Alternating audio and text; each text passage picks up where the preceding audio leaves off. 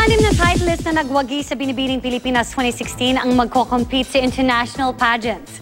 Kabilang na ang bagong Binibining Pilipinas Universe na kinaranahan ni Queen P. Makichika kay Nelson Canlas. Opening production number pa lang, confidently beautiful na ang 40 kandidata ng Binibining Pilipinas 2016. Angat din ang kanilang kaseksihan sa swimsuit competition.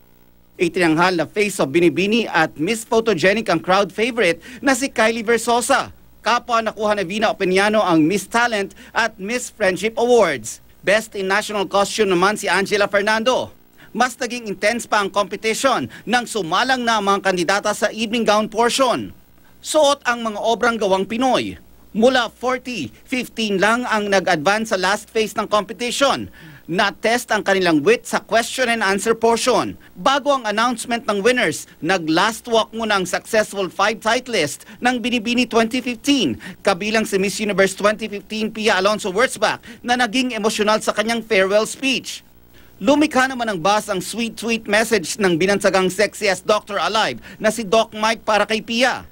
Present din sa pageant sina Miss Universe Malaysia Vanessa Tevi Comares, Miss Universe Myanmar May Barani Tao at Miss Universe second runner-up na si Miss USA Olivia Jordan. Itinanghal na second runner-up si Jessa Hualar. First runner-up si Angelica Alita.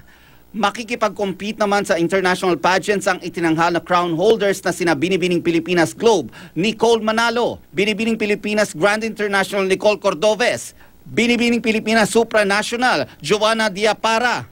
Binibining Pilipinas Intercontinental, Jennifer Hammond. Binibining Pilipinas International, Kylie Versosa. At papalito man kay Queen P ang interior designer model na si Binibining Pilipinas Universe 2016, Maria Mika Maxine Medina. Nelson Canlas, updated sa Showbiz Happenings.